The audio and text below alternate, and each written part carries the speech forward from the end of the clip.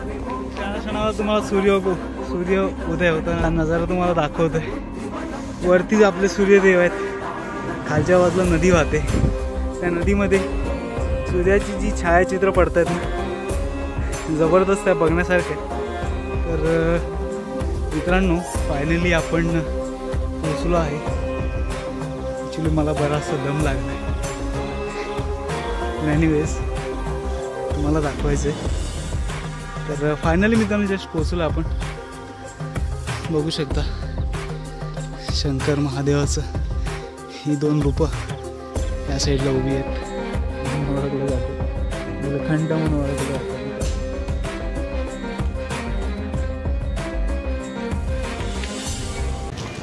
तर नमस्कार मित्रांनो, पुन्हा एकदा आपल्या सगळ्यांचं स्वागत करतो. प्रवासाला तर सुरुवात झालीच आहे आणि आज आपण चाललो आहे नीलकंठेश्वर मंदिर पुण्याला. रात्रीची ट्रेन आहे आपली 11:15ची. त्या ट्रेननी आपण पुढे गोथरू होणार पुण्याला आणि पुण्यानंतर पुढचा प्रवास. चला तर मित्रांनो, प्रवासामध्ये कंटिन्यू राहा आपल्या आणि ब्लॉग एन्जॉय करा.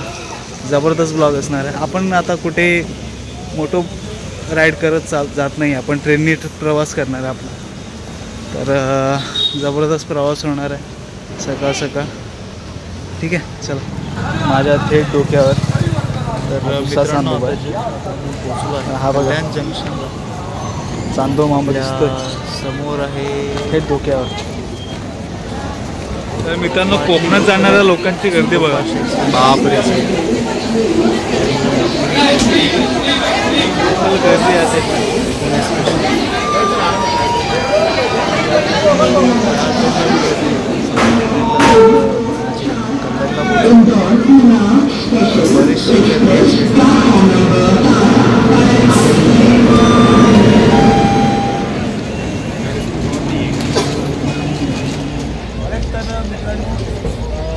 हा जो टोटल प्रवास असणार हा रात्रीचा प्रवास असणार आहे.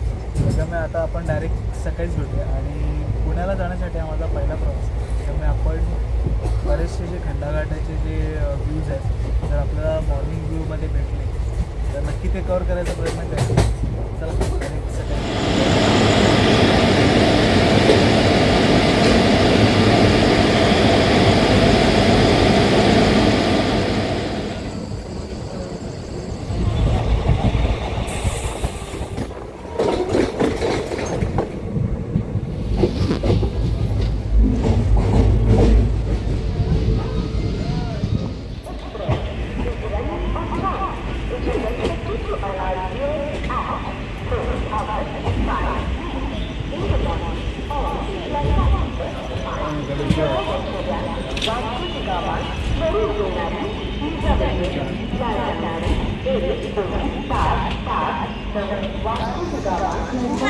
उलट तर मित्रांनो, सकाळचे वाजला आहे 4 वाजता आपण पोहोचलो पुणे जंक्शनला. आता इथून स्वारगेटला जायचं आणि तिथूनच आपला प्रवास पुढचा जो आहे तो आपला मेन प्रवास चालू होणार आहे.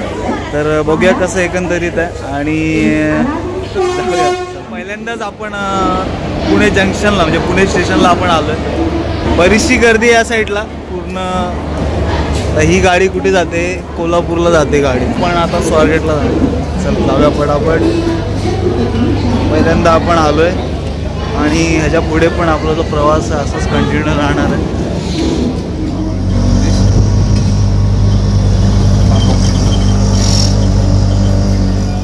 तर मित्रांनो, पुणे जंक्शन स्टेशनपासून म्हणजे पुण्यापासून इथं आता आपण स्वारगेटला आला. स्वारगेट एस.टी. स्टँडला जस्ट स्वारगेटचं बस स्टॉप आहे. तर स्वारगेटच्या एस.टी. स्टँडला आता आपण आलो. इथं आपण एक आता नाश्ता करूया. 4 वाजले सकाळचे, 4-4:30च्या दरम्यानचा टायमिंग झाला आहे. जस्ट आता नाश्ता करूया आणि पुढचा प्रवास आपण कंटिन्यू करूया.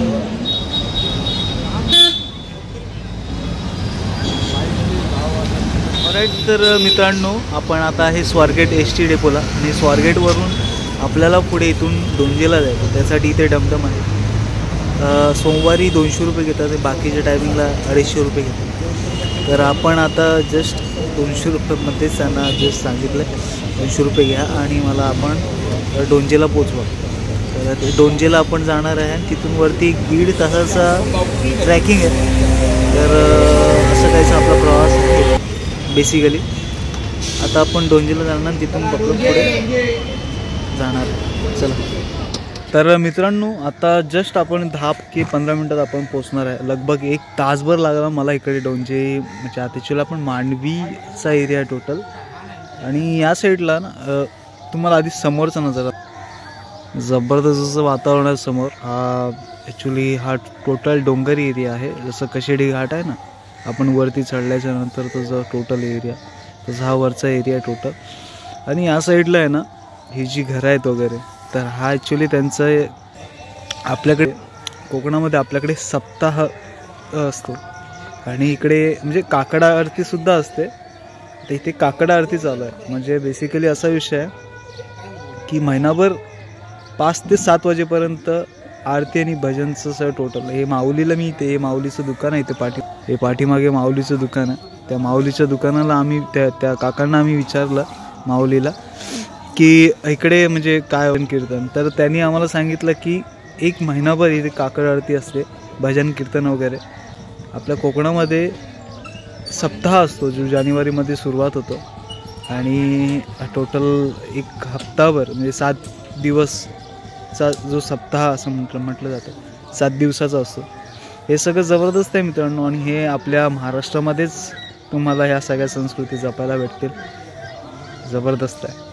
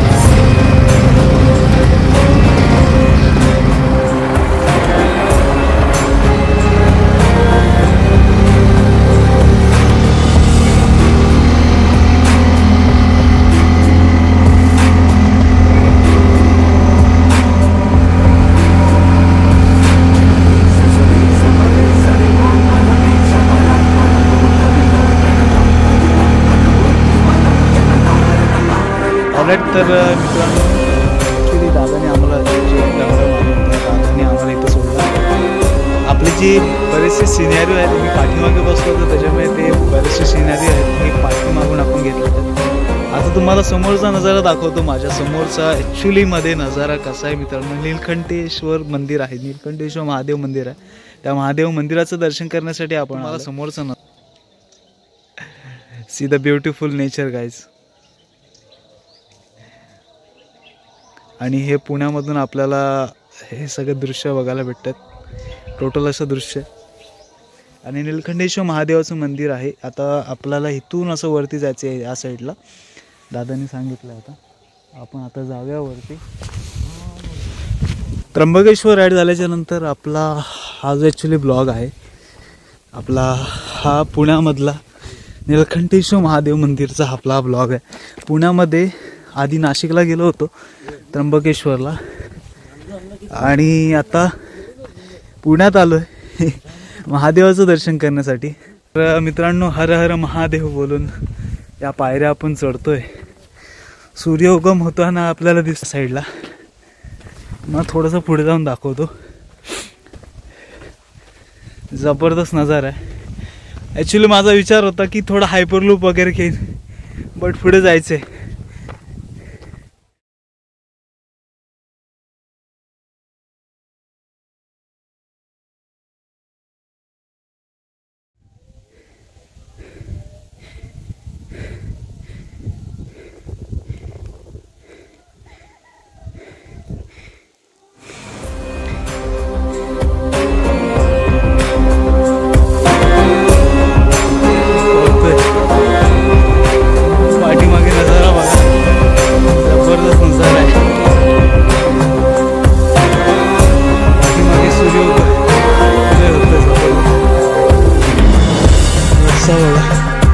आपण कुठून कुठे आलोय, बाप रे बाप। डोंगराच्या आड आणि गावाच्या आड लपलेलं हे निळकंठेश्वर महादेव मंदिर, मला बोलायला सुद्धा माझी जीभ जड जाते। पण तुम्ही हा निसर्ग बघा, जास्त पुढे जात नाही कारण की डेंजर आहे। पण हा निसर्ग बघा मित्रांनो, हे जबरदस्त आहे आणि हे अनुभव यार आपल्या ब्लॉगमधून। स्वतःला खूप भाग्यवान समजतोय की तुम्हाला हे सगळं दाखवतोय। दॅट चिडिया थकवा लागलाय कारण की खूप खालून आपण वरती आलोय। जस्ट खूप दिवसांतर रनिंग झाले। बाय द वे आपण बाईकने ट्रॅव्हल करतो, एवढं काय वाटत नाही, पण आज खूप दिवसांतर रनिंग झाले।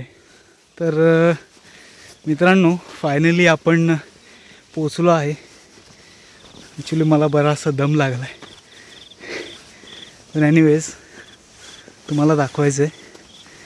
तर फायनली मित्रांनो जस्ट पोचलो आपण। बघू शकता शंकर महादेवाचं ही दोन रूपं या साईडला उभी आहेत। हे शंकर महादेवाचं रूप आणि हे कालभैरीचं रूप आहे। चला तर जाऊया पटापट वरती आणि नीलकंठेश्वर महादेवाचं आपण दर्शन घेऊया।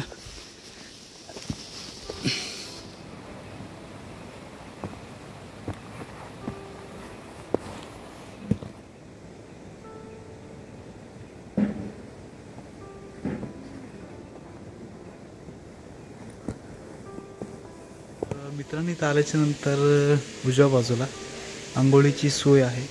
आंघोळ वगैरे केल्याच्या नंतरच आपण दर्शनासाठी इथे येऊ शकतो। तर आता आपण मंदिरामध्ये दाखल होतोय। खरं तर इथे बरेच देवी देवतांची मूर्ती वगैरे आणि बरेच या साईडला देवींचे मूर्तींचे स्वरूप वगैरे आहेत। तुम्हाला मी या साईडून दाखवायचा प्रयत्न करतो।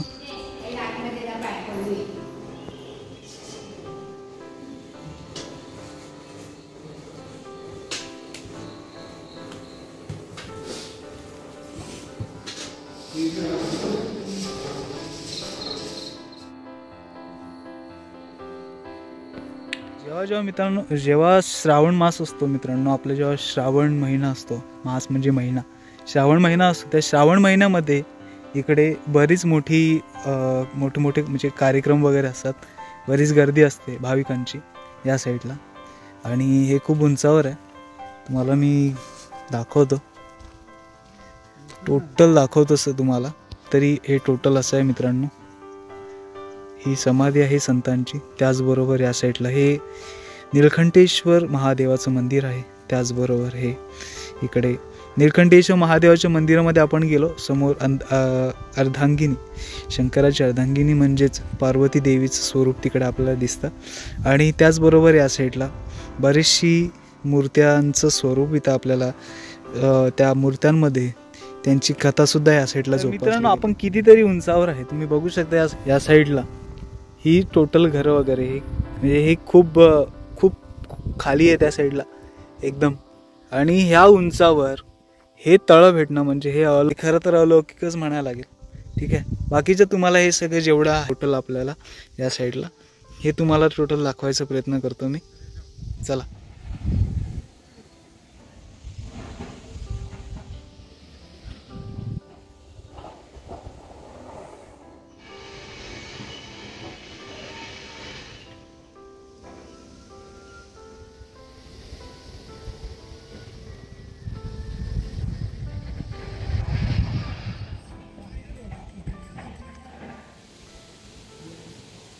तर मित्रांनो, बऱ्याचशा इथे स्टोरीज आहेत या साईडला ज्या आपल्याला बऱ्याचशा आपल्या पुरातकालीन बरेचसे आपल्याला म्हणजे देवी देवतांचे आपल्याला बऱ्याचशा ज्या कथा आहेत त्या कथा आपल्याला इथे बघायला भेटेल. बऱ्याचशा कथा मी तुम्हाला सांगू शकत नाही की काय आहे नक्की, पण जेवढा आपल्याला समजल्या तोपर्यंत त्या तुम्हाला दाखवतात. हे तर महाभारताचं इथे बघू शकता, समोर श्रीकृष्ण आहे, इथे काहीसं जे आपण महाभारतामध्ये बघितलं तर हे दाखवण्याचा प्रयत्न केला. असं बऱ्याचशा इकडे अशा बऱ्याचशा कथा इथे या साईडला दाखवल्या गेल्यात. ठीक आहे मित्रांनो, तर नक्की या साईडला व्हिजिट करा. ज्यांना आपल्या आध्यात्मिक गोष्टीचा जास्त आवड असेल किंवा या सगळ्या गोष्टी बघायच्या असतील आणि या सगळ्या गोष्टी अनुभवायच्या असतील तर नक्कीच या प्लेसला व्हिजिट करा. नीलकंठेश्वर महादेवाचं मंदिर आहे. स्वारगेटवरून तुम्हाला डमडम भेटेल 200 ते 250 रुपये सिंगल. मला वाटतं येण्याचा काहीतरी खर्च आहे की जाण्याचा परत खर्च 200 ते 250 रुपये असा काहीतरी असेल. म्हणजे टोटल नाही बोललात तरी 500 रुपये आपले त्या प्रवासामध्ये गेले. म्हणजे आपण 90 रुपयामध्ये वसईवरून पुण्याला आलो बाय द वे.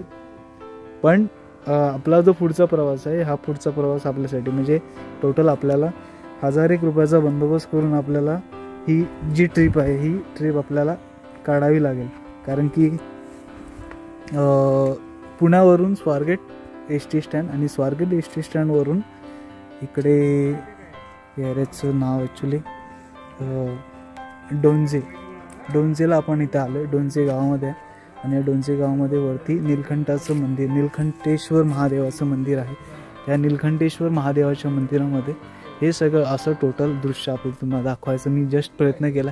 तर मित्रांनो, आपला हा जो ब्लॉग आहे हा ब्लॉग मला असं वाटतं आपण हा इथेच एंड करावा आणि पुढचा प्रवास लवकरच भेटू नवीन अजून एका प्रवासामध्ये. तर मला असं वाटतं आपला हा जो ब्लॉग आहे इथेच एंड करतो मित्रांनो आणि भेटायच्या नवीन व्हिडिओमध्ये. तोपर्यंत काळजी घ्या स्वतःची. भेटूया नवीन व्हिडिओमध्ये. Take care.